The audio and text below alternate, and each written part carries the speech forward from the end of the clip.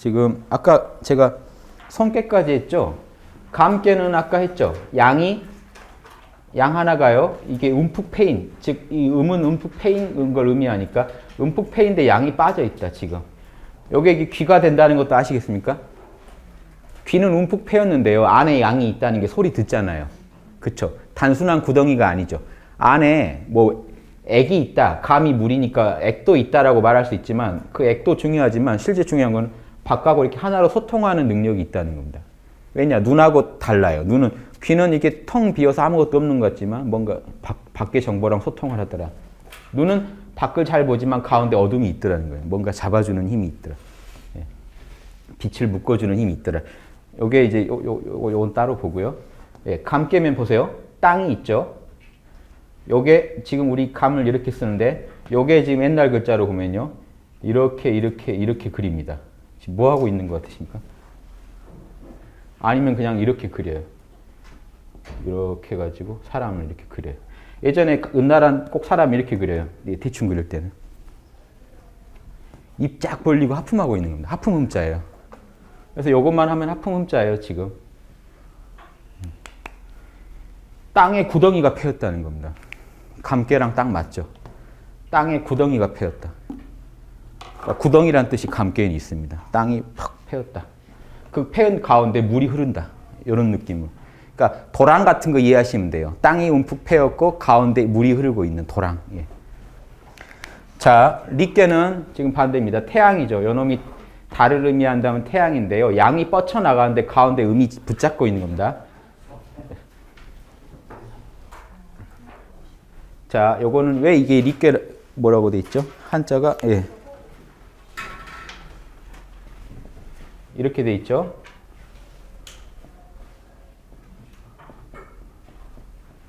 리께를 한번 보시면요. 요게 태양을 의미하는 거니까 밝음을 의미합니다. 그리고 무늬가 화려하다 해서 문명을 의미해요. 리께는 문명 이렇게 하시면 돼요. 무늬가 화려하다. 태양처럼 아주 화려한 무늬를 가지고 있는 걸 말합니다. 환하게 보이죠. 귀나 이쪽이 어두웠다면 우리 눈은 사물을 그 선명한 화려한 사물을 그대로 보죠. 그래서 눈에다 쓰고요. 리께를 쓰는 이유가 보십시오. 이쪽만 따로 보시면 이게 세 추자가요. 요걸 그린 겁니다. 이렇게 보시면 되겠죠. 눈 달렸죠. 예전 그림에 다 눈 달렸어요. 눈을 다 뺀 거예요. 요게 지금 이렇게 된 거 이해하시겠습니까? 요렇게 지금 이렇게 된 거죠. 예. 여기에 이게 줄로 되고 이쪽이 남고 머리 부분이 흩어져서 이렇게 돼요. 작은 새예요. 꼬리가 없는 작은 새. 이쪽 리께는 이렇게 새란 뜻이고 이쪽 리는요. 새는 새인데 어떤 새가 있습니까? 문명이라고 했으니까 엄청 화려한 새예요. 공작이나 이런 새들이에요. 꿩, 공작, 우리가 보지 못했지만 주작, 봉황 이런 새에 해당됩니다. 그래서 이쪽이 리께가 남방이고 남주작 그러잖아요. 이쪽은요 물속 여기 물이잖아요. 물속에 사는 현무, 시커먼 거북이가 상징하고요. 이쪽은 남주작이에요. 리께는 주작을 상징하는 겁니다. 남방은요, 북반구에서 남방은 태양이 뜨는 곳이기 때문에 가장 문명이 번성하다, 화려하다 이런 의미를 갖고 있습니다. 그래서 요거 보세요. 여기 우리가 이제 우리 출판사 이름이 봉황동네인데 제가 이제 봉황 그려가지고 그 출판사 제 책에다 그릴 때 보면 제가 이렇게 그리거든요. 뭐 이제 발까지 그림. 요겁니다. 요거랑 요거 합성자예요. 보세요. 요놈이 그냥 이렇게 있지 않고 안에 여기 무늬들이 화려하다는 겁니다. 봉황이나 이런 새들, 화려한 새들은 뿔이 달렸어요. 요거는 뿔을 의미합니다. 요거는 뿔을 의미하고요. 가슴이 화려하다는 거고요. 발가락이에요. 그런 새예요. 새는 새인데 가슴에 무늬가 화려하고 이런 화려한 무늬가 있고 원래 그럴 문자가요. 사람의 원래 여기까지 가야 그럴 문자입니다. 가슴에 화려한 무늬, 문신한 사람을 말해요. 원래 그럴 문자가. 요게 줄어서 지금 그럴 문자가 예전에 문신한 사람들이요. 몸에다 화려하게. 그래서 새가 문신하고 있더라는 겁니다. 화려한 문신을 해가지고 발가락 그릴 때 꼭 이렇게 그래요. 이거 들어간 것들 기억나십니까? 아까 정갈도 이거 들어갔죠. 원래 이게 겹쳐서 그래. 글자가 좀 이상해요. 원래 그냥 발이란 뜻인데 발가락을 또 하나 그려놨어요. 이런 식으로. 그래서 정갈이든 뭐지 발가락 달린 것들은 다 이걸 그려놨어요. 그래서 지금 이 발가락 달렸다는 겁니다. 화려한 새. 예. 남방이죠. 화려한 새. 예, 걸렸다. 자, 좋고. 음이 양 사이에 붙어 있다. 걸려 있다. 요게 이런 것도 있습니다. 요게 지금 밝은 게 우리가 태양이라고 하지만 저 하늘 사이에요. 동그란 게 두 개 있는 게 해와 달이죠. 1월이 하늘에 딱 박혀 있는 걸 의미하기도 해요. 붙어 있다는 거예요. 음이 하늘에. 해와 달이 하늘에 붙어 있죠. 이것들이 합쳐서 해와 달이니까 문명이죠. 밝음이죠. 밝은 것들이 하늘에 딱 박혀 있더라. 왜냐? 달이라는 것도요. 결국에는 해거든요. 햇빛이 빛난 것, 반사돼서 빛나는 것 뿐이기 때문에 두 개가 합쳐져야 온전한 태양을 우리가 알 수가 있어요. 밝음을. 이렇게 보시면 되고. 간은요. 간은 이렇게 산을 의미하기도 하는데 보십시오.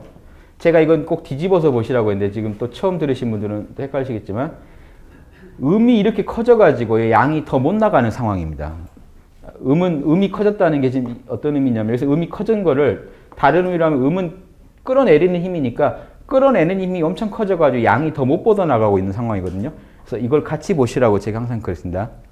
음계가 성한 것들은요, 뒤집어서도 보셔야 돼요. 왜냐하면 음이 성한다는 건 양처럼 음은 발산하는 게 아니기 때문에 음이 커진다는 건요, 다르게 얘기하면 위에서 끌어내리는 힘이 엄청 커졌다는 거기 때문에 양을 끌어내리는 모습도 뒤집어서도 같이 꼭 보셔야 돼요. 음인 경우에는. 왜냐, 이렇게 하면 산인데 이렇게 뒤집어 내리면요, 땅 속에서 생명이 탄생해서 올라가고 있는 모습이 돼요. 근데 땅 위가 너무 지금 아직도 갈 길이 멀어요. 그러니까 간께는 좁은 길을 의미해요. 길 중에. 반대로 요거랑 모양은 비슷하지만 진께는 양이 진짜 치고 나가는 길이잖아요. 양의 힘이 이건 땅 위로 솟친 싹을 그릴 때는 진께를 쓰고요. 땅 속에서 싹이 자랄 때는 간을 씁니다. 뒤집어진 진께인 간을 써요. 요거 오래 들으신 분들 다 이해하실 겁니다. 간은 꼭 뒤집어서도 보라. 즉, 자, 이거랑 이거 차이는 뭘까요? 이놈 안 보여요. 불견이라는 의미가 있습니다.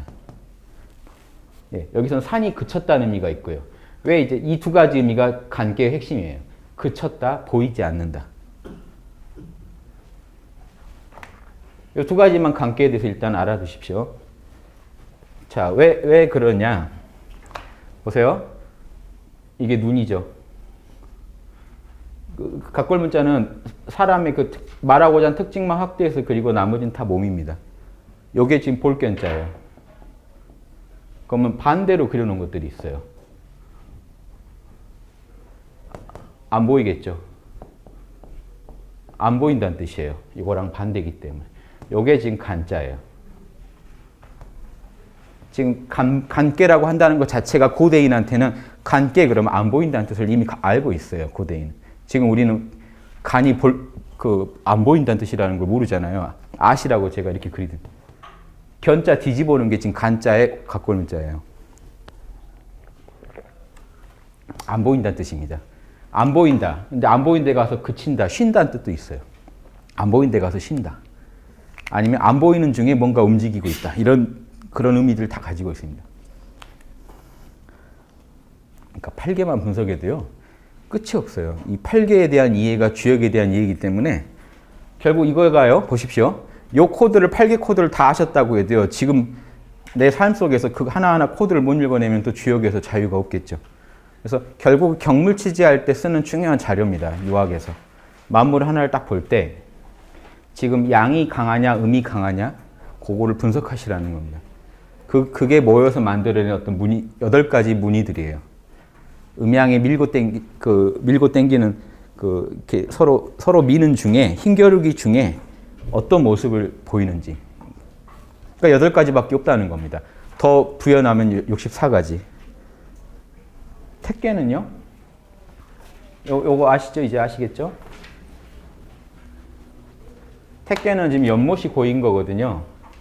그래서 택계는 감수, 물이 밑에가 막힌 겁니다. 예. 그리고 이게 지금 위에가 벌어진 게 우리 입이요. 그 입을 닮았거든요. 이 택계가. 예. 그래서 택계는 입을 상징하게 됩니다. 왜냐하면 물이 고인 게 침이 고인 데가 입이죠. 인체 중에 입이거든요. 택계는요, 입을 상징합니다. 입이나 음식이요. 입으로 먹는 음식, 말. 요걸 다 택계가 상징합니다. 보십시오. 에너지가 위로 터졌어요. 이제 고대인들은 말을 한다는 걸요, 기운이 위로 나간다고 봤거든요. 에너지가 위로 터졌다는 거는요, 말한다는 뜻입니다. 그래서 말한다. 예, 말한다, 뭐 먹는다. 입을 써서 하는 것들을 다, 또 입이 침이 고이는 자리라 인체 중에 연못이거든요. 예, 그 의미 때문에. 그래서 그 태자를 보시면 알아요. 자, 이거랑 거의 똑같은데, 태자 보세요. 호빵맨 같은 겁니다. 웃고 있죠, 지금. 웃고 있는 사람이에요. 그 웃고 있는 입만 확대해서 그래요. 말하고 있거나 웃고 있는 사람. 이게 기쁠 열자예요. 앞에다 마음 심자 붙이면 기쁠 열자가 돼요. 그리고 이 자체로는요, 무당도 돼요. 예전에 말 많이 하는 게 무당입니다. 예전 연예인들이죠. 예전에는 막 춤추고 마음대로 하려면요, 굿을 해야 돼요. 그러면 집에서 말 없던 며느리도 갑자기 막 욕을 하고 막 하고 싶은 얘기 한번 할 기회를 주는 거죠. 그 스테이지에 나오라 그래서 한번 춤도 추고 욕도 하고 실컷 한번 해봐라 하는, 이게 무녀란 뜻이 있어요. 왜냐? 이게 소녀거든요. 젊은 여자란 뜻이 또 있기 때문에 여자인데 말하는 여자 지금. 예, 그래가지고 무녀란 뜻도 있습니다. 여기 뭐 기쁘다는 뜻도 있고요. 음식을 먹어서 뭔가 만족스러운 상황. 왜냐하면 가을에는 추석이 있죠. 이제 결실을 얻거든요. 추석이라는 게 이제 한 농사가 끝나고 나눠 먹을 때예요. 그래서 이 택계가 이제 가을을 의미하고 그럽니다. 또 실제로 가을이 그렇죠. 여름에 양기가 성했는데 음기가 위에서 지금 쪼그라들게 했잖아요. 시원한 계절이에요. 날은 시원하고 입은 즐겁고 막 이런 상태입니다. 즐거운 계절. 결실을 맺는 계절 이런 뜻이고, 이제 태는 기쁨이다. 여기까지 끝이죠. 그래서 태는 기쁠 열자. 이게 앞에다 말씀 원자를 써도 기쁠 열자죠. 네, 아주 기쁘다. 자, 이제 제가 이제 궤 분석하느라 한자를 다 설명드렸는데 이제는 좀 빨리 가겠습니다.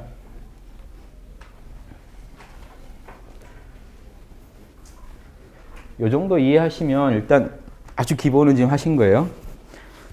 자, 볼게요. 거는 이제 동물에다가 한번 비유해 보겠습니다. 자, 이게 어떤 원리냐면요. 원치 재물이라고 돼 있는데요. 개사전에 보면 그 복희 씨가 이런 팔계를 그릴 때 뭘 원자죠? 멀리서는 여러 물건에서 취했다. 이겁니다. 가까울 근자는요. 도끼 들고 나무하러 가는 정도 가까운 거리입니다. 도끼 근자죠. 근치, 예. 여기서 지에는 여러 대자가 아니고 지어의 이제 축약자입니다. 그것을 물건에서 취했다.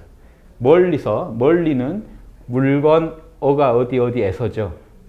물건에서 취했다. 그래서 이때는 이제, 원래는 이제 저로 읽어요. 이런 경우에는. 근데 아무튼 상관없습니다. 요즘에. 가까이에서는 몸에서 취했다. 가까이는 내 몸뚱이에 그 괴가 다 들어있고요.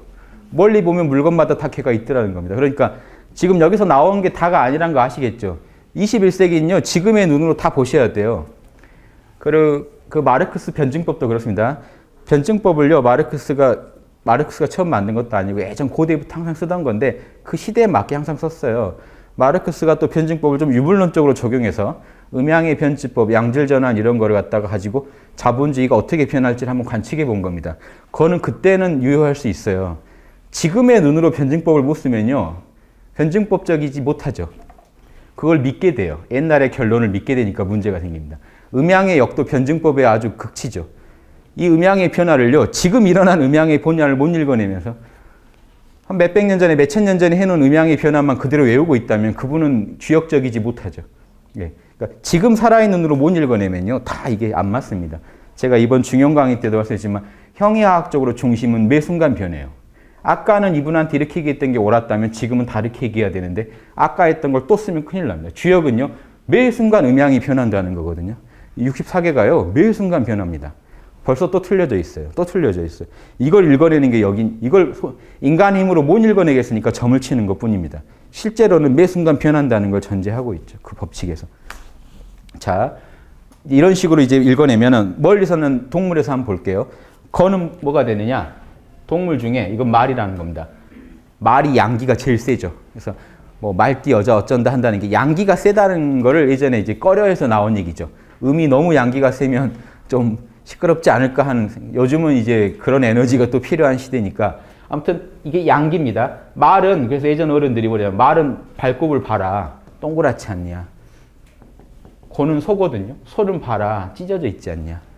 끊어져 있지 않냐. 이제 이런 식으로도 이제 보는 겁니다. 근데 고는 이 발굽 가지고 보는 게 아니라 실제로는 말 자체가 양기가 제일 세죠. 고는 소는요 유순해요. 성질이 정말 그 수운하게 그 또 무거운 짐을 잘 이고 이렇게 뭔가 고는 땅은요 하늘을 받쳐야 된다는 게 있기 때문에 잘 받친다는 의미도 있어요. 잘 받친다. 잘 따라온다. 지는 용이란 거 아시겠죠? 지는요 양 하나가 땅 속에서 양 하나가 뚫고 올라가니까 용이에요. 보십시오. 그런데 우리가 주역에서 건깨를 보시면요. 요걸 다 용으로 풀어요. 그걸 보시고 사람들이 또 오해하는 게 건깨가 용인가 보다 이렇게 오해하시면요. 건을 용이라고도 볼 수 있죠. 양기가 3개나 꽉 차 있으니까. 그런데 그 원인을 보면요. 요 하나가 용이 음을 뚫고 갈 때 용이라고 하거든요. 그냥 양 하나를 용이라고 하는 게 아니라 양이 음을 뚫고 갈 때 용이라고 하기 때문에 건깨를 갖다가 6마리 용으로 설명하는 건요. 건깨 자체가 진깨가 6번 됐다는 걸 그렇게 분석하고 있는 겁니다. 양이 밑에서 또 뚫고 올라간다는 그 역동적인 이미지를 같이 읽어주셔야 이 건깨가 용이 돼요.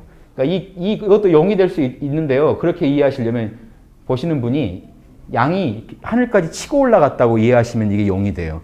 그냥 건 자체만 갖고 보면 용이라고 지금 안 풀고 있죠. 설계전에서도 안 풀고 있어요. 그래서 진에서 용이라고 하고 있다는 것도 이해를 하시면 양이 뚫고 올라갈 때 용이라고 한다는 거, 음을. 감은요? 감깨는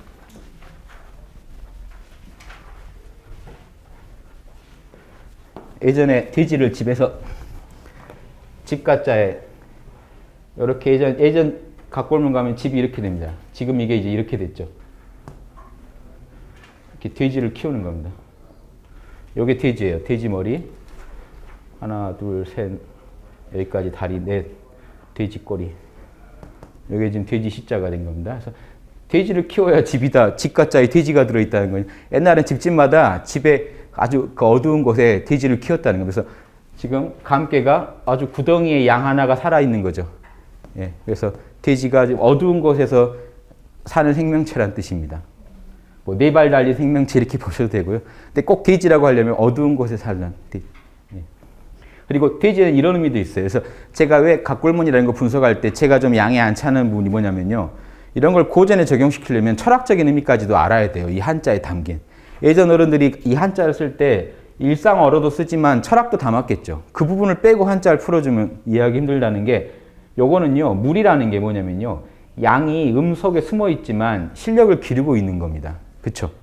돼지가 그렇다는 거예요. 많이 먹어서 비축을 하고 있죠. 쓰지는 않는데 음에 갇혀 있는데요. 자꾸 뭔 일이 있는 듯이 뭔가를 준비한다는 듯이 미천을 계속 모으는 모습을 갖고 있어요. 양이 장차 그 8개 중에 감깨가 제일 밑이었죠. 감에서 다시 시작했잖아요. 사이클이. 실력을 계속 비축하고 있는 어떤 돼지의 모습을 갖고 있는. 그래서 제가 이거를 제가 너무 갖다 붙이나고 많이 반성하고 보지만 맞게 돼 있어요. 실제 이걸 아시면 다른 데서 돼지가 나올 때 쉽게 이해를 해버려요. 그 상황을. 이걸 제가 무수하게 겪어보면서 제가 체득한 겁니다. 이렇게 보는 게 맞다라는 걸. 예. 뭐 단박에 말씀드리기 힘들지만 그리고 리는 꿩이다. 이해되시죠? 화려한 새니까요. 꿩이다. 그러니까 그냥 듣고 이해가 되실 정도 돼야 돼요. 이 개에 대한 얘기도. 개는요. 가는 개다. 이건 좀 어려우실 겁니다. 가는 개다. 그렇죠? 돼지는 쉬운데. 감방이 보이지 않는다는 뜻이죠. 예, 이거 보이지 않는다는 뜻이 있고요. 또 간은요 2가지 의미가 있어요. 또 간깨가 이렇게 생겼잖아요. 나중에 보시면 알겠지만 간은 문을 의미합니다. 여기에 문을 닮았죠. 위에는 하나인데 밑에 찢어져 있잖아요. 다리가. 그래서 문을 의미해요. 그래서 그 주역에서 선천팔계에서 간깨가 있는 자리가 뭐죠? 선천팔계에서 여기 감깨가 있고 간 하고 곤으로 돌아가죠. 선천팔계 기억나십니까? 여기 간깨가 있고 여기 감깨가 있고. 그래서 후천팔계에서 이 간방 자리에 누가 옵니까? 건깨가 와요. 양 아직 안 죽었습니다 하고요. 그렇죠? 이때가 뭐냐면 간깨가 양이 막판에 몰린 거죠. 음기에. 그 양을 크게 그려놓은 게 건깨예요. 후천과 선천이 이렇게 연결돼 있어요. 양 아직 안 죽었다고. 그래서 여기를 갖다가 역학용어로 천문이라 그래요. 양이 지금 마지막 문 넘어간다 해가지고 문 들어간다. 양이 숨어버리거든요. 이때는. 이 다음에 양이 사라져요. 양이 사라졌다가 다시 나와요. 그러니까 양 들어간다고 문이니까 여기에다가 자축이며 진사오미 신유술에서 여기가 술월입니다. 여기 개띠죠. 문 잘 지키라고 개를 갖다 여기다 해놔요. 양 잘 지키라고요. 잃어버리면 큰일 난다. 사이클이 끝나버리는데요. 양이 한번 사라졌다고 끝나버리면. 그래서 여기에 이 간에는 개라는 의미를 갖고 있어요. 간은 개띠를 갖고 있어요. 잘 지켜야 돼. 그 마지막 남은 양기를요, 잘 지켜야 한다. 예. 그리고 또, 그 간깨를 보면 불견이라는 뜻이 있어서 주둥이가 시커먼 놈들을 말해요. 불견이 어둡다는 뜻이 있기 때문에 또 간은 코를 의미하거든요. 코가 인체에선 산이죠. 얼굴 중에 산이에요. 그렇죠? 얼굴 중에 산이고 밑산자랑 똑같이 생겼어요. 코가. 그렇죠? 고대인들 여기까지 다 보고 이름을 붙입니다. 그러니까 제가 분석을 소홀히 할 수가 없어요. 이걸 다 정보를 분석해야 왜 그러냐면은 간깨에서 의미할 때 주둥이가 검은 짐승 이게 나옵니다. 실제 설계전 바로 뒤에. 그러니까 옛날 분들 여기까지 봤다는 거예요. 주둥이 코를 봤고요. 보이지 않는다는 걸 봤고 집 잘 지키는 개까지도 봤어요. 간이 문이라는 것까지 알고 지금 하는 얘기입니다. 여기서 하나만 정보가 빠져도 설명이 하나도 안 돼요. 그걸 제가 지금 추적해서 쉽게 이해하시라고 드리는 겁니다. 옛날 분들 좀 생각을 너무 많이 하신 것 같은데요. 택개 아주 한박 웃고 있는 요 사람 꼭 기억하세요. 뭘 많이 먹어서 이렇게 가을에 아주 뭐 많이 먹고 이제 기분 좋은 모습을 기억하시고요. 가을에 어떤 맑은 연못도 기억하시고요. 하늘을 품고 있는 비라는 건 다 하늘에서 내려온 거죠. 그 천기를 품고 있어요. 그게 땅에 저장돼 있으니까 얼마나 즐겁습니까? 하늘을 다 품고 있는 땅에 어떤 즐거운 여유로운 모습인데 수확을 해놓고요. 자, 이때 이걸 양에다가 비유하는 데가 있어요. 동물론 양으로 봐요. 보십시오. 택개가요. 겉으로는 되게 유순한데 속이 강성이죠. 겉은 부드러운데 속이 강성인 놈입니다. 그래서 서양이 싸나워요. 이게 택개가 우리가 한국이 간방이라면 택개는 지금 서양이거든요. 동양인이 생각하는 서양은 되게 싸납다는 겁니다. 그게 되는데 양은 되게 유순한 모습을 하고 있지만 양기가 되게 세서 싸납다, 속은. 고집 부리면 끝장이잖아요. 양 같은 동물들이요. 고집 부리면요. 네. 닭이 빠졌나? 아, 예. 말해도 돼. 예, 이해되시죠? 그리고 이 택개는요, 서방이 백호죠. 서방의 색은 백색이에요. 양이 또 백색이죠. 이렇게까지 분석. 그러니까 왜냐하면 추적해 보는 거예요. 왜 이런 정보들을 제가요, 막 임의로 하는 게 아니라 고대인들이 왜 이걸 양이라고 했는지 우리가 어떻게 알아요, 사실은. 주어진 이 자료를 가지고 최대한 추적해 가는 겁니다. 그러니까 조그만 자료라도 제가 잘 엮어서 설명드린 게 좋죠. 이 서방색은 백색이에요. 동방색은 청색인데 서쪽은 백색이에요. 지금 월드컵 경기장 가셔가지고요.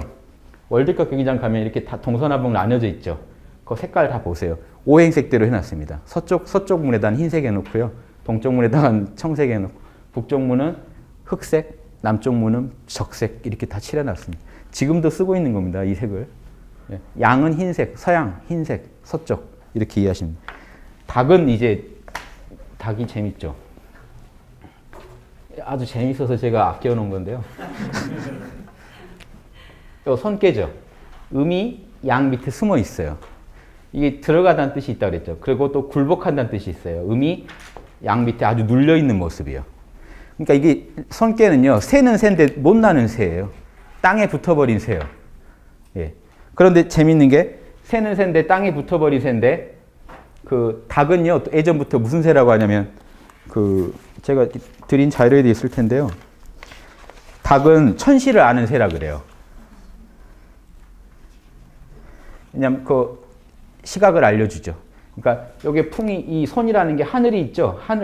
땅과 하늘이 만나고 있는 거잖아요. 땅에서 하늘의 변화를 얘기해주는 어떤 새. 그런 의미로도 저 손깨를 씁니다. 그리고 실제로 지금 딱 그게 굴복한 모습이잖아요. 손깨가. 딱 두 손 모으고 굴복한 모습이라 새는 새인데 못 나는 새. 이제 이런 정도. 그러니까 보십시오. 바람이라는 게 원래 그렇죠. 바람이 원래 하늘인데, 그렇죠. 원래 하늘인데 땅에 내려와 있는 놈이 바람이잖아요. 하늘에 있어야 할 그 한 덩어리의 기운이 땅에 내려와서 그런 거죠. 아까 참나가 한 덩어리고 에고는 우리가 각계라고 했는데 순수해야 할 하늘이 땅에 내려와서 각계로 찢어진 데 사이를 밀고 들어오는 게 바람이에요. 창문으로 들어오고 막 오만 대로 쪼개져서 들어와요. 원래 하나여야 할 하늘이. 그러니까 원래 하늘을 날아야 할 새가 땅에 내려와 있는 게 지금 땅에서 내려와가 땅에 붙어 있는 게 닭이라는 겁니다. 그래서 아주 하늘로 못 나는 그 새요. 그래서 그런 의미로. 네. 나중에 제가 또 뭐 다시 또 볼 수 있으면 보겠습니다.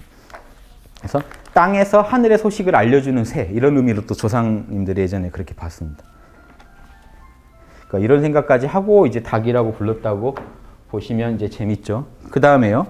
인체로 치면 어떻게 될까요? 오늘 건깨나 하려나 모르겠네요. 자, 인체로 치면요. 사람 몸이 이렇게 있습니다. 이렇게. 눈 달렸고요. 귀 이제 구멍 뚫렸죠. 귀가. 입 이제 웃고 있고요. 자, 배에는요. 배 안에는 이제 오장육부가 다 있죠. 이 온갖 장기와 또 여기를 이 신장이나 이런 오장육부를 감싸고 있는 뼈. 뼈는요. 인체에서 뼈는 뭐겠습니까? 괴로 그리면 사실은 이게 건개가 뼈죠. 아주 단단한 놈. 살은요. 곤이 살이에요. 뼈와 살로만 나누면요. 뼈, 살, 딱딱한 놈, 부드러운 놈. 그렇죠? 이해되시죠? 딱딱한 놈, 유순한 놈. 그러니까 이 배는요. 땅이에요. 안에가 비어 있어서 오장육부를 다 담고 있는 주머니예요. 그래서 곤은 주머니를 뜻하기도 합니다. 나중에 실제 건계에서 주머니라는 뜻이 주머니라는 용어를 써요. 그걸 이 괴상에서 나오는 겁니다. 안에 텅 비어서 자루, 뭘 담고 있는. 그렇죠? 육신이라는 자루를 갖고 있죠, 우리가. 머리는 동그래요, 하늘을 닮아서. 무형의 정신이 사는 곳이라서 여기를 하늘로 표시합니다. 생긴 것도 동그랗고요. 예, 땅덩어리처럼 딱 이렇게 네모난 몸뚱이, 동그란 하늘 이렇게 나누고요. 눈은요, 생긴 것부터 이미 리끼를 닮았어요. 색깔로 치면요, 요거는 양은 흰색이고 음은 검은색이거든요. 그러면 나오시죠? 흰색 바탕에 검은 점 하나가 딱 찍혀 있어요. 태양은요, 붉은색 바탕에 흑점이 하나 찍혀 있어요. 밝은색 가운데 어두운 색이 하나 있어요. 이 태양이나 이제 이런 리끼에 해당되는 것들은요, 눈이죠. 그래서 이게 화려한 어떤 빛의 발산을 의지하기 때문에 리끼가 우리가 빛을 받을 때 눈으로 받아요. 눈이 우리 인체의 태양이죠. 귀는 이제 뭐죠? 달에 해당돼요. 인체. 보십시오. 태양이요. 태양이 만물을 대낮처럼 선명하게 본다면 달은 은근하게 보죠. 귀는요. 소리로 들어요. 보진 못하지만 소리를 통해서 우리가 정보를 다 들어요. 그러니까 눈을 감고 있으면 지금 해가 진 겁니다. 귀는 열려 있죠. 자는 중에도. 이게 달을 의미합니다. 신기하죠. 이 이치가 있어요. 그래서 이게 감개로 그립니다. 보십시오. 모양을 보세요. 한 덩어리인데 양갈래로 팔이 늘어졌죠. 문처럼. 그래서 이 손이 간개가 됩니다. 한 덩어리에서 두 갈래로 찢어져 있잖아요. 아까 이게 문을 닮았다고 했죠. 근데 이게 단순히 형체만 닮은 게 아니라 산은요, 땅 중에서 하늘하고 제일 가까운 데죠. 하늘 만나는 데죠. 인체 목 아래가 땅이고 머리가 하늘이라고 했을 때요, 땅 중에 하늘 마음대로 만나는 게 손밖에 없습니다. 그렇죠? 그래서 인체가 제2의 뇌라고 하는 게요, 간은요, 하늘을 그대로, 하늘에서 환웅이 내려갈 때 다 산으로 내려와요. 태백산에 내려왔다, 어디네. 예, 그래서 산 없는 데는 피라밋이라도 지어놓잖아요. 하늘하고 만나려고요. 피라밋의 주인이 하늘하고 제일 가까운 사람이죠. 예, 그래서 손이 하늘하고 뇌랑 제일 가깝고 이게 밖으로 나온 뇌라고 그래요, 학자들이. 그래서 손으로 우리가 만져봐야 뇌가 제일 정확히 그걸 이해할 수가 있습니다. 예. 자, 그런 정보까지도 들어있고요. 보십시오. 한 덩어리 몸뚱이에서 지금 갈라진대. 한 덩어리 몸뚱이에서 딱 갈라진대. 여기 손께입니다. 다리. 여기 넓적다리. 인체 내에서요, 바람 에너지가요, 한 갈래로 내려오다가 양 갈래로 찢어지죠. 여기 바람 닮았죠. 하나의 하늘이 두 개의 창문으로 들어온 격이잖아요. 마지막 여기는 진께요. 제일 밑에 있는데 요놈이 움직여요. 이게 우리 몸을 다 움직여요. 그렇죠? 벼락 같다는 거죠. 이해되시죠? 태는요? 아, 태께 빠졌네. 태께는 입이죠, 이미. 여기에 입이고요. 예. 우리 침 고이는 자리, 연못, 인체의 연못이자, 예, 연못이자 에너지가 밖으로, 기운으로 또 말 나가는 자리. 예. 아까 설명드렸고요. 자, 이제 이제 10장으로 넘어가죠. 9장까지 했죠. 10장은요, 안 어렵습니다. 다 적으셨죠? 10장은 안 어려운 게요. 아까 했던 것들이죠. 부모가 있고 6가족이요. 8개를 가지고 6가족이나 부모랑 6남매를 가지고 계산하면 어떻게 될까요? 거는요. 아버지, 고는 어머니. 이제 둘이 해가지고 자녀를 낳으면요. 자, 밑에 있을수록 제일 오래된 거라고 했죠. 오래된 양, 오래된 장남, 장녀요. 그렇죠?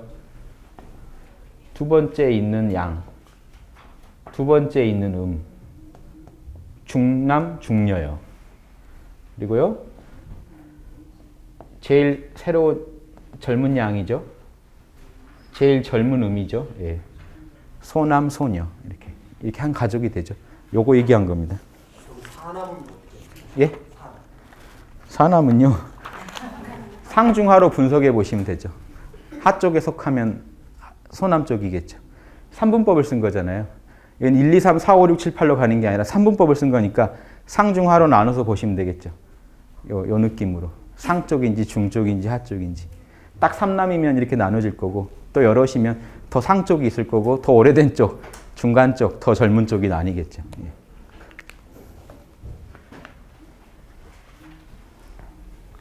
그러니까 이게 꼭 셋째를 의미하는 게 아니라 젊은 남자를 의미해요. 나이 든 남자, 아주 나이 많은 남자, 한 중간쯤 남자, 그쵸? 이제 이렇게 의미하기 때문에 만약에 간깨가 나오면은 소인, 군자에 대해서 소인도 써요. 작은 사람이라고. 같이 뜻을 통해서 써요. 젊은 남자, 소인, 소남, 뭐 이런 뜻으로도 쓰고요. 소인이 젊은 남자도 뜻하기도 하지만 소인배 뜻할 때도 써요. 그러니까 아까 군자에 상대돼서. 그래서 간깨가요, 좋은 의미로도 쓰고 또 상황에 따라서는 간깨를 보고 소인을 배가 창궐한다라고 읽어낼 수도 있어요. 왜냐? 음이 잘하고 있잖아요, 지금. 음이 잘한다는 느낌까지 있기 때문에 왜 그러냐면 주역은 항상 변화 속에서 보셔야 됩니다. 간깨라는 걸 앞뒤로 보면요. 이거였겠죠. 여기서 왔고 일이 간다는 것도 보셔야 돼요. 음이 점점 자라가지고 양을 몰아내고 있다. 이걸 소인배가 조정해서 군자를 몰아낸다는 의미로도 보는 겁니다. 그러니까 몇 개 의미를 합쳐야 우리가 원하는 그 주역에서 설명한 뜻이 나와요. 그러니까 너는 무슨 근거로 이 얘기를 하느냐? 주역 번경을 풀면 다 나와요, 이게. 괴를 하나 그려놓고 거기에 대해 풀이를 해놓은 거 보면 옛날 사람들이 이런 의미까지 다 읽어내고 얘기를 했구나 하는 게 너무 당연하게 나오죠. 왜냐? 이렇게 안 풀면 설명이 전혀 안 되니까요. 그래서 제가 번경을 계속 번경해서 점검해보고 한자 자체의 그 어원에서 분석해보고 해서 종합한 결과입니다. 나중에 또 저도 보다가 더 좋은 생각이 날 수 있죠. 현재 제가 분석한 데까지가 여기까지 분석했고요. 자, 11장 시간이 얼마나 남았죠? 예, 건곤까지만 가도 성공한 거인데요. 자, 건에 대해서 쭉 나와 있죠. 이게 그러니까 옛날 주역 볼 때 설계전을 제일 먼저 보는 이유가요. 8개에 대한 정보도 주고 이제 구체적 8개 간의 관계에 대한 정보를 먼저 줬죠. 선우천 8개를 가지고 이제 구체적으로 8개 하나하나를 어떻게 읽어낼 건가를 얘기해 줍니다. 그래서 여러분이 점을 친다면 반드시 설계전을 펴놓고 치셔야 돼요.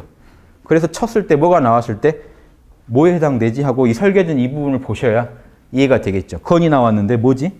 하늘 둥근 거에 자기 점친 거에 맞춰서 이걸 보고 이해하셔야 돼요. 그래서 이게 매뉴얼입니다. 아주 기본적인. 건은 하늘이 되며 둥근 것이 되며 여기서 끝나지 않겠죠.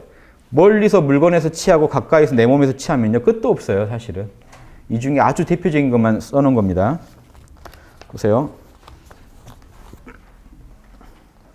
처음에 뭐라고 그랬죠? 건은 하늘이 되고 하늘이 지금 우리가 하늘 그릴 때 동그라미로 그리죠. 땅은요. 네모로.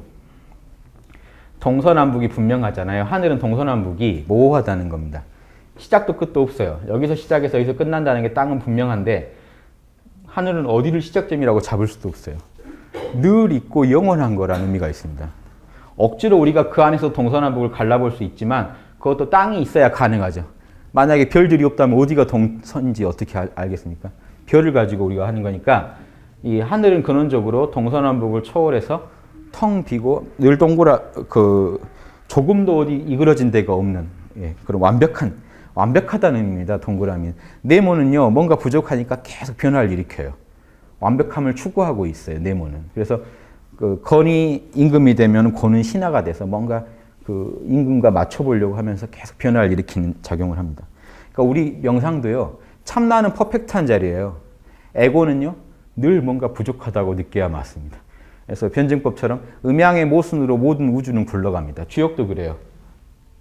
보십시오. 양이 지금 이렇게 있는데 뭔가 부족하다고 느끼니까 더 치고 나가고, 음도요, 뭔가 부족하다고 느끼니까 자꾸 더 치고 나오면서 계속 자기 영역을 확보하려고 하면서, 그러면 모순이 일어나요. 보십시오. 양이 커지면 음은 쪼그라들게 돼 있고, 음이 커지면 양이 쪼그라들게 돼 있어요. 둘 간에는 모순이죠. 창과 방패잖아요. 한쪽이 세지면 한쪽이 밀리게 돼 있는 구조라는 겁니다. 이 음양의 모순 때문에 우주가 굴러가니까 음양의 모순을 가지고 하느님이 신이 음양의 모순을 가지고 우주를 굴리고 있다는 걸 이해하실 수 있겠죠. 이게 서양에서 변증법이라는 거고요. 동양에서 역학입니다. 저게 우주를 설명하는 최고의 이론이죠. 지금 우주도 제가 항상 말씀드리지만 빅뱅 빵 터져가지고 팽창하는 힘 알 수 없어요. 우주가 팽창하기 때문에 팽창시키는 뭔가가 있을 거다고 해서 가정해 놓은 겁니다. 암흑 에너지라고. 암흑이라는 게 알 수 없다는 거예요. 아까 불견. 간계의 불견 있죠. 우리 눈에 안 보인다는 거예요. 알 수 없다. 알 수 없는 에너지가 있어서 우주를 팽창시킨다.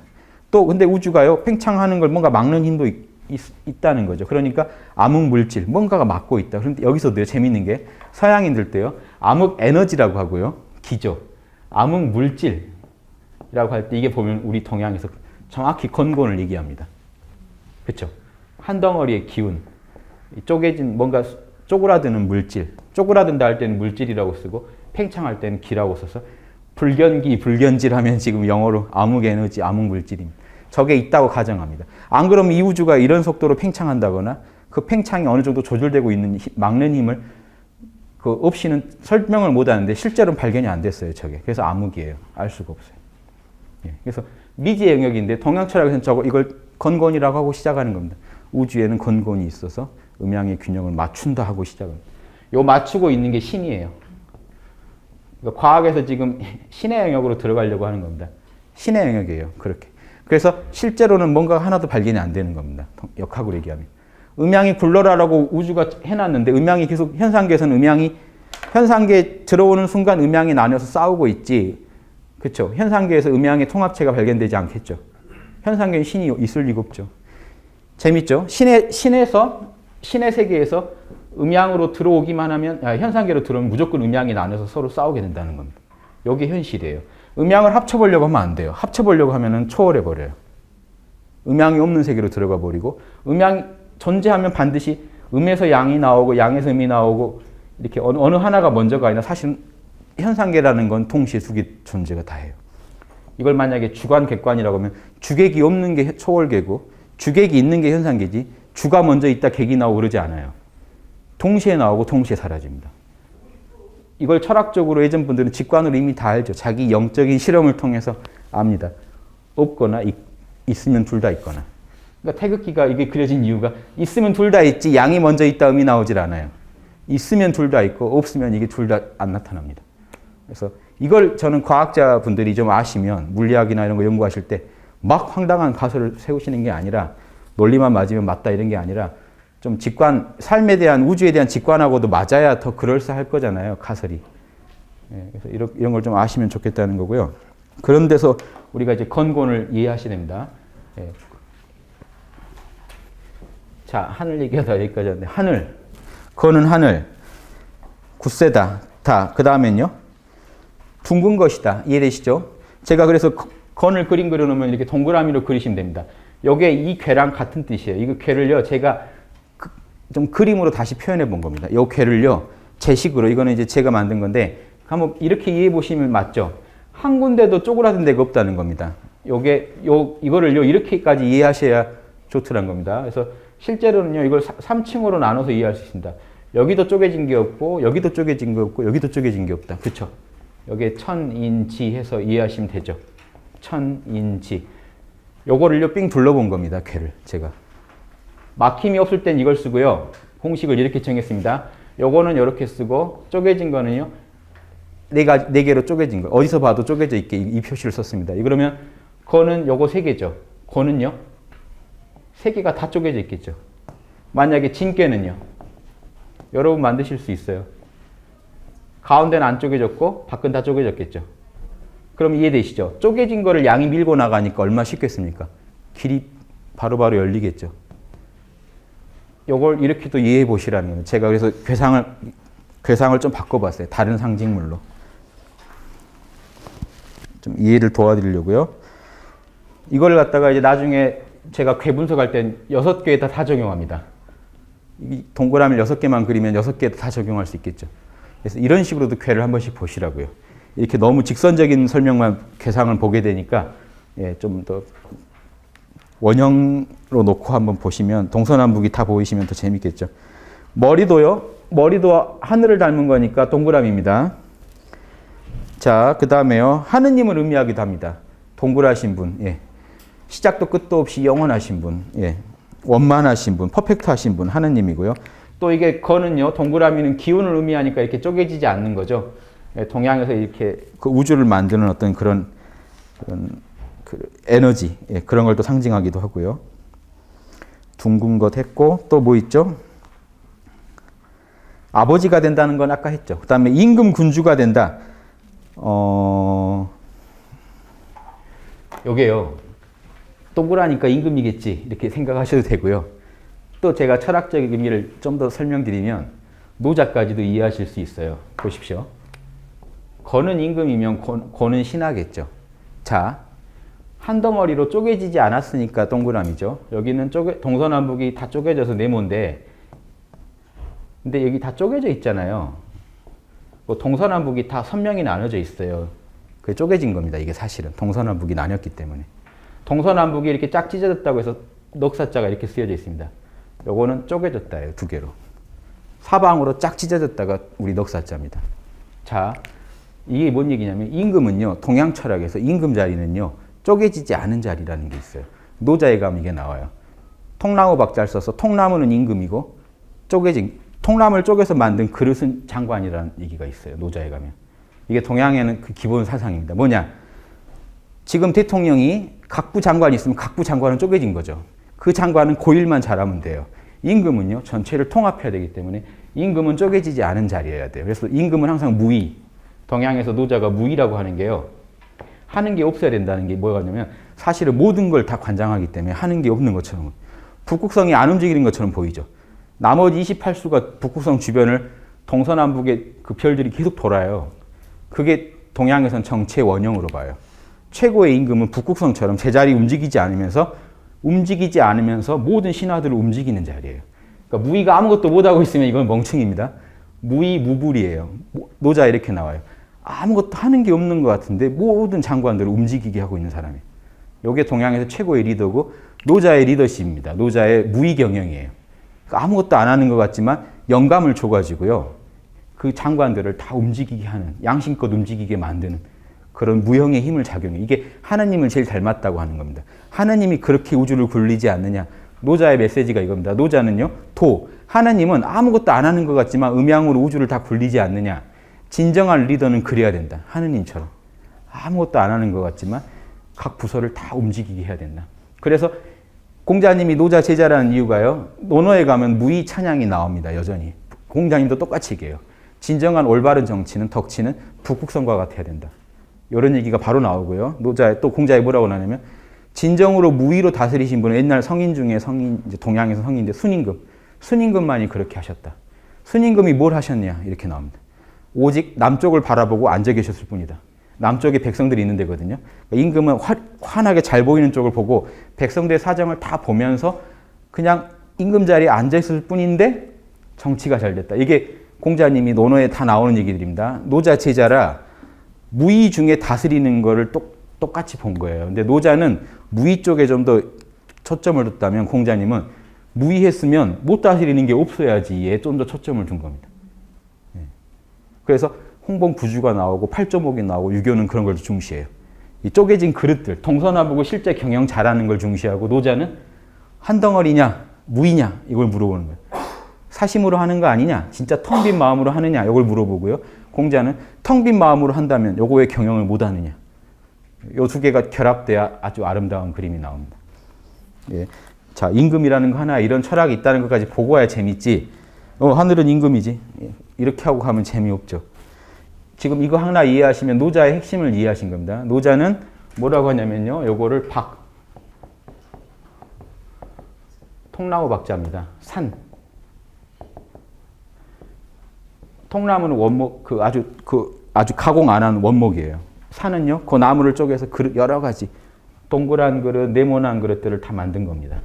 이건 한번 동그란 거는요, 네모난 걸 못 담고요. 네모난 건 동그란 걸 못 담아요. 요 얘기를 논어에는요, 공자님이 군자불기 그럽니다. 군자는 그릇이 아니다. 요 얘기가요, 그겁니다. 군자는 늘 동그래야 된다는 얘기를 하는 거예요. 논어 얘기 나온다. 군자불기. 군자는 그릇이 아니다. 그릇은요, 여기 제품 나온 게 그릇이에요. 군자가 이미 그릇이면요, 동그란 군자는 네모난 걸 못 담고, 네모난 군자는 동그란 걸 못 담잖아요. 그렇게 그때 판이 박힌 어떤 틀이 잡혀버린 건 아니라는 거예요.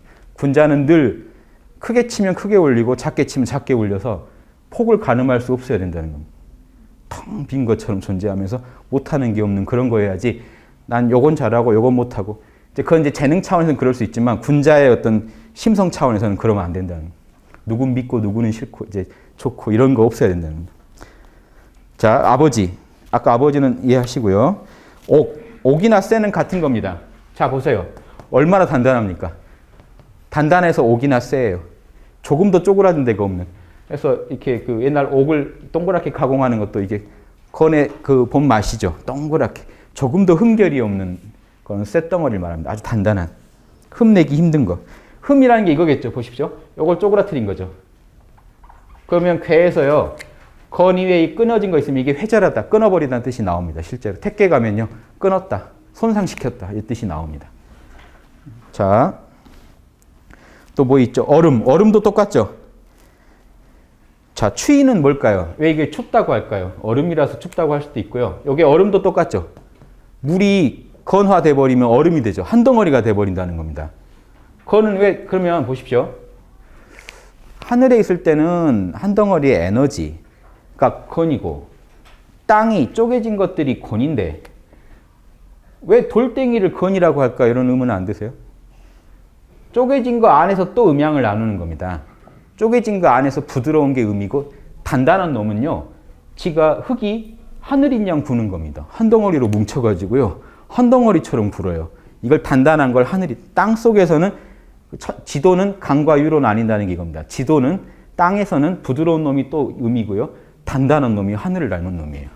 하늘처럼 동그래가지고 이렇게 노는 놈들이요. 한 덩어리가 노는 놈들은 땅 중의 양인 겁니다. 그렇게 이해하시면 되고요. 추위는요. 아까 그 건깨가 언제였죠? 후천팔계 중에 건깨가 제일 추울 때죠. 양기 곧 죽어간다 할 때. 그래서 추위입니다. 고는요. 제일 더울 때 있었죠. 기억하십니까? 리깨가 있고 후천팔계에서 감깨가 있을 때 거는 여기 있었고 고는 여기 있었잖아요. 제일 더울 때. 여기는 이제 양기가 추워서 점점 추워지면서 이제 양기가 사라질 때. 그래서 리깨는 더위라는 것도 아시겠죠. 건깨는 추위요. 우리 상식이랑 좀 다르죠. 이건 후천팔계를 아시는 분들이 적용하는 겁니다. 자, 이제 그리고 양은요. 아까 이 건은 말을 의미한다고 했기 때문에 이 자체를 말에 비유할 때도 있습니다. 그러면요, 보십시오. 천성이 양성인데 양성이 아주 충만한 말, 아주 좋은 말을 의미할 때도 있고요. 뼈다귀만 남은 말이라고 쓸 수도 있겠죠. 이걸 뼈로 봤을 때는 아주 수척해가지고요. 살이라고는 없고 곤이라고는 없잖아요. 뼈만 남은 말, 아주 늙은 말, 마른 말 이렇게 쓸 때도 있고요. 말 중에 아주 싸나운 얼룩말을 의미할 때도 있습니다. 양기가 더 센 일반 말보다. 그리고요. 마지막에 또 뭐 있죠? 나무 열매. 동그란 게 나무 열매 같죠? 아주 잘 익은 벌레 안 파먹은 열매입니다. 만약 여기가 이거 있으면요. 이거 벌레 먹은 열매 같대요. 손깨가 되면. 손깨가요, 아까 이렇게 구부러진다는 뜻이 있죠. 벌레 닮았죠. 손깨가 벌레를 의미하기도 해요. 그러니까 열매에 음이 생겼는데 이 자체가 벌레를 의미하니까 두 가지 의미가 합쳐지면서 이거는 벌레 먹은 열매입니다. 예. 그거는 벌레 안 먹은 아주 그 튼실한 열매고요. 곤깨로 한번 가시죠. 오늘 곤깨까지만 하면 다음 주에 나머지 6개만 하면 될 것 같습니다. 자, 이거 물으면 안 되겠죠. 주역을, 괴를 분석할 때요. 보십시오. 왜 어렵냐면요. 자, 건깨가 있는데 6개나 되잖아요. 그러면요. 아래는 하깨가 되고 위에는 상깨가 되는데 먼저 이거 분석하려면 또 8개를 알아야 돼요. 근데 여기서 끝나질 않아요. 이렇게도 있고 이렇게도 있죠. 이거를 하호깨, 상호호자 호깨라 그래요. 이건 상호깨. 실제로 괴는 4개의 괴를 가지고 분석을 해야 돼요. 그래서 하호와 상호와 상깨와 하깨를 종합해서 정보가 결론이 납니다. 그러니까 만약에 밑에가 음이면요. 자, 건깨 중에 일효는요. 일효라는 건요. 건깨에 점을 쳤는데 건깨가 나오는데 초효가 동했다. 일효가 움직였다 하면요. 일효가 음으로 변해버렸다면 역은요. 바로바로 변해버려요. 점칠 땐 양이었는데 이제 음으로 변해버렸어요. 그럼 뭐가 되나요? 그래서 건깨 초효의 설명이 잠용 무령, 물에 잠긴 용은 쓰지 마라. 땅속에 숨어있는 용은 쓰지 마라가 나와요. 왜 그런지 이해되시죠? 하호깨가 뭘 의미합니까? 학깨가? 들어갈 입자잖아요. 용이 들어가 버렸어요. 용은 치솟아야 되는 놈이 들어가 버렸으니까 어떻게 씁니까? 못 씁니다. 여기에 이렇게 있으면요. 사효가 동하면요. 거기 설명 보시면 나옵니다. 사효가 병하면 원래 이놈은 용이었죠. 용이 어떻게 돼버렸습니까? 하호깨가 뭐가 되나요? 연못이 됐죠. 연못에 노는 용이 됩니다. 연못이라는 게 바로 나와요. 이런 식으로 해서 제가 간단하게 예를 들면 이거를 지금 이해 못 하시면요. 괴를 분석할 수가 없어요. 조선시대 괴들은요. 이렇게 분석하는 식으로 안 썼어요. 주자가. 그냥 그 효의 위치만 가지고 분석을 했어요. 그러니까 이거를 주장하신 분이 다산이 주장했어요. 다산이. 그림으로 설명을 안 하고 도대체 이걸 어떻게 이해하겠다는 거냐 해서 제가 다산 선생님 거 역학을 많이 보고 젊었을 때부터 공부를 했는데 대학 때부터 공부를 했는데 맞춰보다 보니까 너무 좀 제가 볼 때 자명하지 않은 부분이 너무 많아요. 아이디어 너무 좋으신데 이걸 적용하는 과정에서 제가 도저히 못 따라가겠더라고요. 제 12지심이 흔쾌하게 인정을 안 해요. 그래서 제가 인정하는 방향으로 다시 공부를 시작해서 지금 제가 강의 드릴 내용은 제가 자명하다고 떨어지는 것만 드릴 거예요. 다 선생 말 중에도 옳은 건 하겠지만 제가 도저히 아닌 것 같은 거는 제 식으로 해가지고 이런 아이디어 자체는 다 선생님이 내신 겁니다. 이게 옛날 한나라 때는 이렇게 봤었어요. 근데 송나라 이후로 주자 역학이 커지면서 주자나 정자 역학이 이런 식으로 안 보기 시작했어요.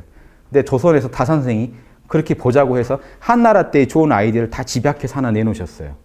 예전에 어른들이 해놓은 거긴 하죠. 근데 저는 이제 그걸 보고 다시 이 중에 이해 안 되는 것들을 다 떨어뜨리고 더 이해하기 쉽게 좀 거기다 제가 이제 각골문이 이제 나왔잖아요. 제 각골문 분석과 제가 이제 다른 동양 철학을 분석한 거랑 주역이랑 이렇게 합쳐가지고 지금 다시 강의 드리는 겁니다. 정리를 해가지고요. 곤을 또 잠깐만 보죠. 곤은요, 땅이 만물을 낳는 힘이라고 했죠. 그래서 쪼개져 있어요. 쪼개져 있어야 그 안에 만물을 키우고 뭐 이렇게 돌보고 하죠. 안이 비어 있어요. 예.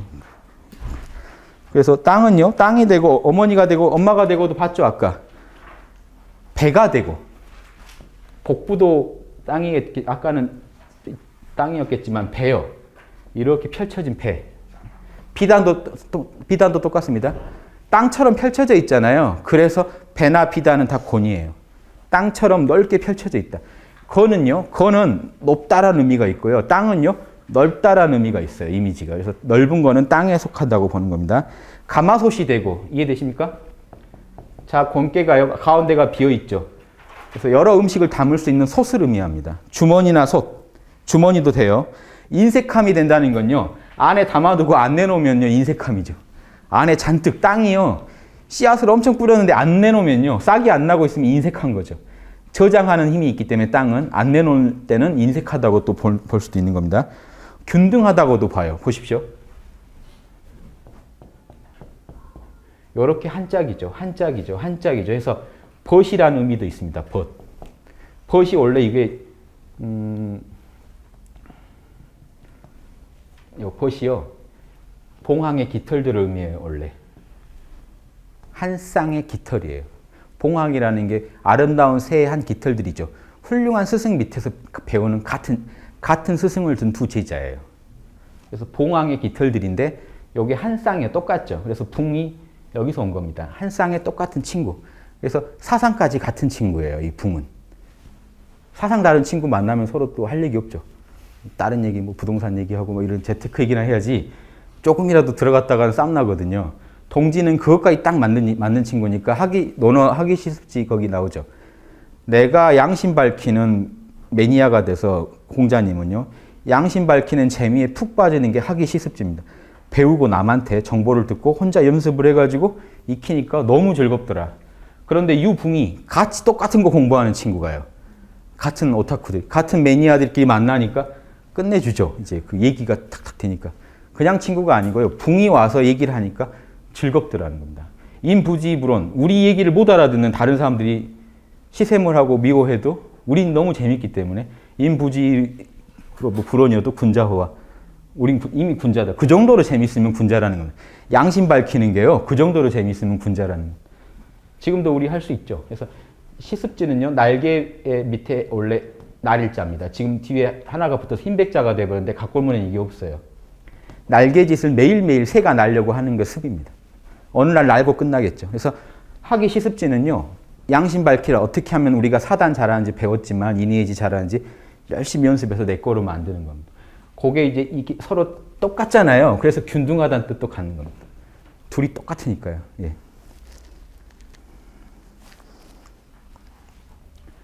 자, 여기서 또 하나 이해할 게 지금 한자는요. 이렇게 해가지고 이걸 V자처럼 써요. 이러면 균등하지 않죠. 실제로 더 고어를 찾아보면요. 여긴 선이에요. 선으로 이렇게 안는다는 뜻이고요. 똑같이 그립니다. 위아래 선을. 균등하게. 땅을 균등하게 나눠 갖는 걸 의미해요. 원래. 그래서 똑같잖아요. 그러니까 지금 이거를 두이자처럼 이렇게 쓰면요. 균등하지 않아요. 어질인자도 그렇습니다. 다른 사람하고 나를 똑같이 여기라고 해서 어질인자가 이렇게 되어 있습니다. 근데 지금 이게 하나가 길고 하나가 짧아요. 그래서 어떤 사람들이 이거 인 분석하면서 인이라는 거는 윗사람과 아랫사람이 조화를 이루는 거다. 이렇게 아예 이렇게 분석해봐요. 사람은 다르다 하고. 원래 인자는 안 그렇습니다. 옛날 각골문 보시면 똑같이 되어 있습니다. 그러니까 똑같은 거, 균등하다가 되고요. 또 뭐가 될 수가 있죠? 인색하다, 균등하다. 그리고 아까 이게 소라고 했는데 보십시오. 소인데 자궁이 있는 소라고 볼 수도 있겠죠. 두 가지 의미를 충돌시키면 엄마소가 돼요. 예, 엄마소라고 보시면 되고요. 큰 수레는 여기도 뭐든지 담을 수 있는 수레예요. 아까 솥이랑 같은 겁니다. 또 무늬는요. 땅의 색깔이 여러 개 있죠. 검은 땅, 누런 땅에 무늬가 화려하다. 땅은 여러 색깔을 가지고 있다고 해서 화려한 무늬를 의미하기도 하고요. 무리를 의미하게 됩니다. 무리, 군중. 보십시오. 군중이죠. 여러 새쌍이 모여 있으니까 군중이라는 겁니다. 새쌍이 모여 있으니까 군중이다. 그래서 이런 권계가 나오면 점을 치다가 권계가 나오면 군사 같은 거 점칠 때 유리합니다. 이거 태오죠. 이렇게 군을 태오를 갖춰서 이렇게 밀고 나가는 그 힘이 있다는 게 나와요. 이제 그런 괴로 나와요. 그래서 무리, 자루는 전혀 이해 안 되시죠? 도끼로 치면 보십시오. 도끼가 자루인데, 요게 자루인데, 곤하고는 전혀 좀 상관은 맞질 않는데 왜 자루인가? 제가 이해가 안 되는데 뭐지? 하고 보니까 위에 게 하늘이고 받쳐주는 건 땅이죠. 받쳐준다는 의미를 취한 겁니다. 도끼를 받쳐준다. 밑에서 받쳐준다는 의미로 이제 권계에서 취한 거라고 이제 제가 보이더라고요. 땅에서는 검은색, 고는 아까 어두운 색이죠. 한 점 양이 없죠. 어두운 땅 취하기도 하고요. 예, 다 됐죠. 그러면 균등함까지 해서. 예. 곤을 이 정도 보시면은 많이 보신 건데, 제가요, 몇 개만 더 좀 드릴까요? 이것만 한번 말씀드릴게요. 이건 주역에 개사전 이해할 때 또 나올 겁니다만은, 곤은 어떤 신하나 백성을 의미한다고 이해하시죠? 아까 건이 임금을 의미한다면, 쪼개져 있고 이렇게 무리를 이룬다는 의미도 백성이 가능해지죠. 무리라는 거. 자, 그런데 만약에 요 곤깨 밑에 만약에 양이 하나 있다면 이 곤깨 중에 앞에 양이 하나 끼어 있다면요. 요놈은 임금 자리입니다. 가운데 있어도요. 가운데서 위아래를 주재하는 임금. 밑에 있으면요. 밑에 있으면서 사람들을 이렇게 움직이게 하는 리더. 제후를 의미해요. 밑에 나이가 더 많죠. 가운데 있는 것보다. 더 연장자인 어떤 그 리더. 이런 의미도 있고요. 가운데 있어도 리더고요. 위에 있어도 리더입니다. 양이 대신에 상황이 조금씩 다른 거죠. 그러니까 곤이 물이기 때문에 무리 속에 양이 하나 딱 있다고 보시면 돼요. 하나의 양이 무리를 통솔하면 리더가 되고 아까처럼 이것도 다 일관적인 게 아닙니다. 만약에 다 음인데 가운데만 양이면 좋게 보면 이 양이 사방을 제압하면 리더가 되고요. 아니면 아까 빠졌다 밖에 안 돼요. 군중 속에 빠져버렸죠. 리더가. 이거는 이제 먹혀버린 게 되니까 좋지 않은 상황. 이거는 상황을 봐야 돼요. 요 괴상으로는 두 개가 다 해석이 가능합니다. 아까 간깨도 여러 가지 의미를 갖고 있듯이 감깨만 해도 지금 제압한 상황인지 밀린 상황인지에 따라 달라집니다. 그거 하나랑 요것만 하나 설명하고 끝낼게요. 위가 하늘이고 밑에가 받쳐준다면요. 자, 사람을 중심으로 보는 건데요. 왜냐하면 중용에 가면 이런 말이 나옵니다. 중용에 하늘의 작용이요. 만물을 덮어준다. 땅의 작용은 만물을 받쳐줌, 실어준다. 그러면 이해되시죠? 소처럼 만물을 잘 실어주고요. 하늘은 에너지로 별과 이런 해와 달, 별을 품으면서 위를 덮어줘요. 조명까지 주면서. 그럼 중간에 생명체가 사는데 이거를 옷으로 비유하면 이거는 상위가 되고 이거는 하위가 됩니다. 밑에서 받쳐주는 바지, 위에서 덮어주는 바지, 옷에서. 예.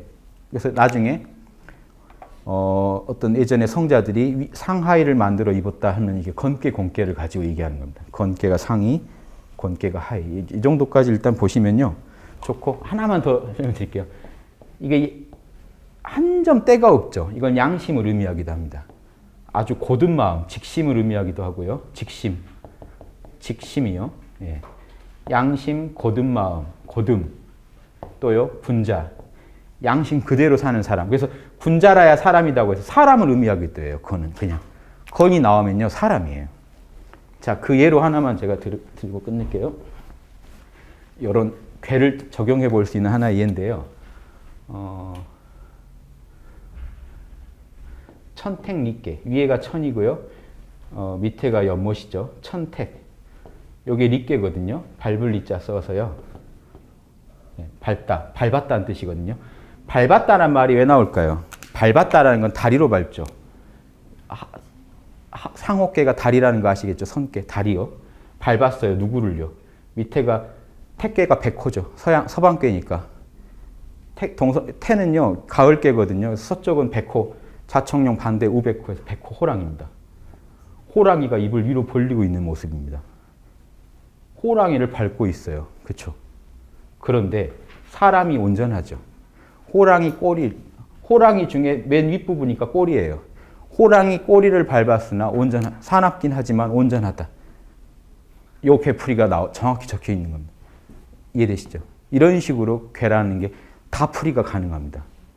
지금 이 괴풀이를요, 아주 신비화하거나 아니면 아주 천박하게 해석하거나 하는데 저는 그림 가지고 다 풀 수 있다는 거예요. 다산 선생님 거에 제가 좀 달리 하는 이유가 다산 선생님 거는요, 이걸 푸는 과정에서 잘 안 풀리는 것들을 막 다른 께까지 다 동원해서 푸시는데 그러면 이 께 보고 결론이 나야지 요 아버지 께, 이전 께, 막 이 친구 께까지 다 끌어들여서 풀어버리면 듣는 분이 설득이 안 돼요. 제가 설득이 안 되더라고요.